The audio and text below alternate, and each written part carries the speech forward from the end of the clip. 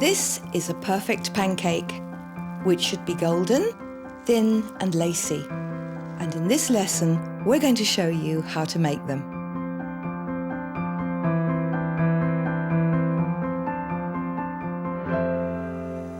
This is a 2-egg batter made the same way as lesson 5.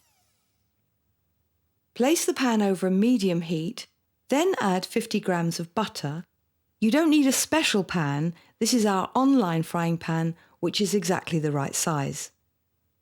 And as soon as the butter has melted, add 2 tablespoons to the batter mixture.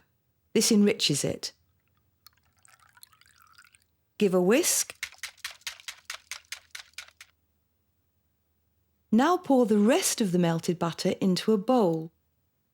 I have here a wad of kitchen paper, which we're going to use later on to lubricate the pan each time we make a pancake.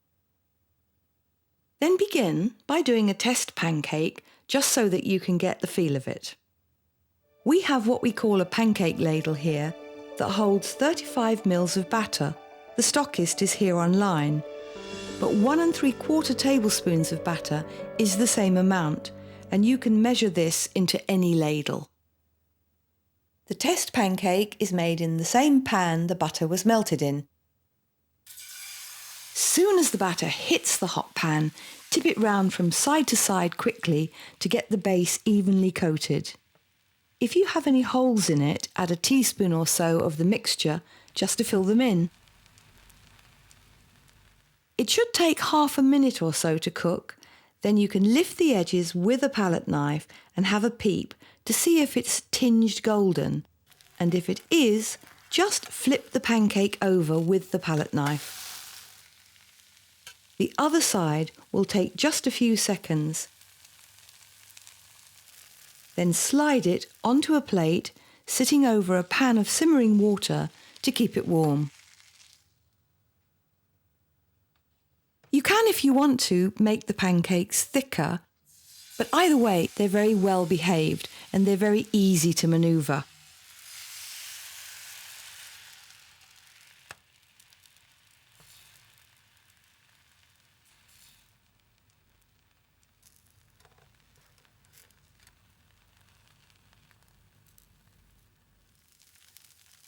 The 2-egg batter makes 14 to 16, enough for all the family.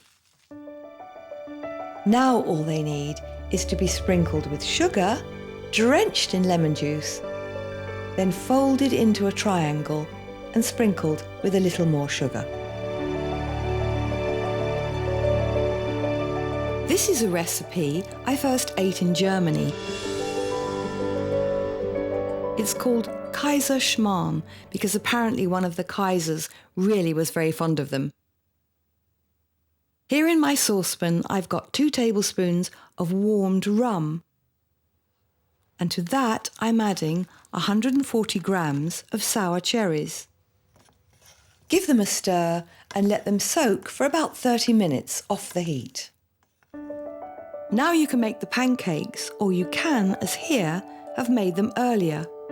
In which case, put a small square of parchment in between each pancake to stop them sticking. And store in the fridge, or also, they do freeze very well. You need about 8 pancakes. What we're going to do now is use a sharp knife and cut the pancakes across into 5 strips like this, and then cut them in the other direction so you end up with small squares. Now in a large frying pan, melt 40 grams of butter over a medium heat.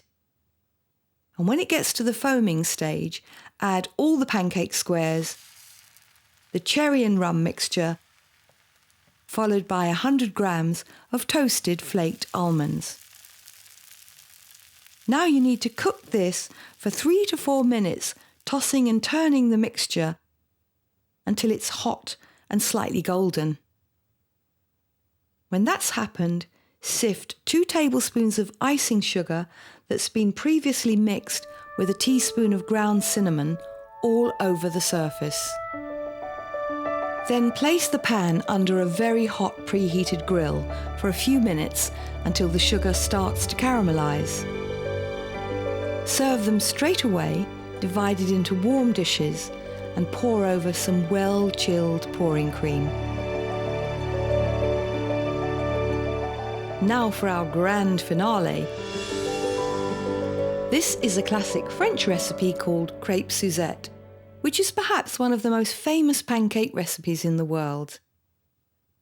These pancakes are exactly the same batter, but this time with the addition of the grated zest of a large orange and 1 tablespoon of caster sugar. Here I've got 200 ml of freshly squeezed orange juice, which comes from 3 to 4 large oranges.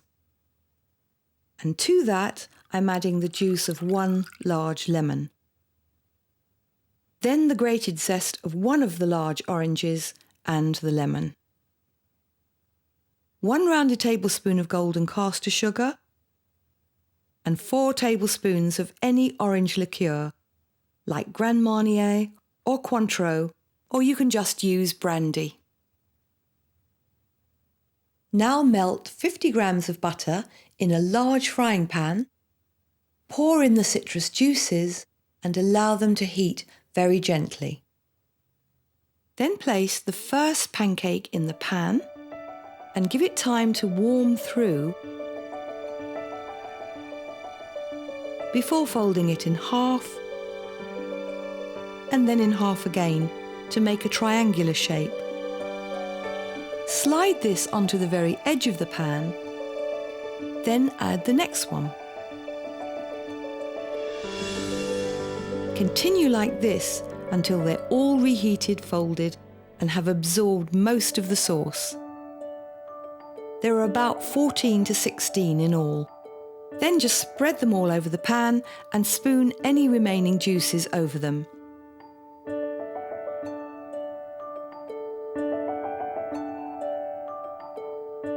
If you want to be really traditional, warm some brandy in a small saucepan and warm a ladle with it. Then pour the brandy into the ladle, set light to it with some help, and pour the flames over the pancakes. The boozy citrus flavour is so good, you won't need to serve anything at all with them. You'll love them just as they are. Any questions? Join our online forum or one of our live web chats.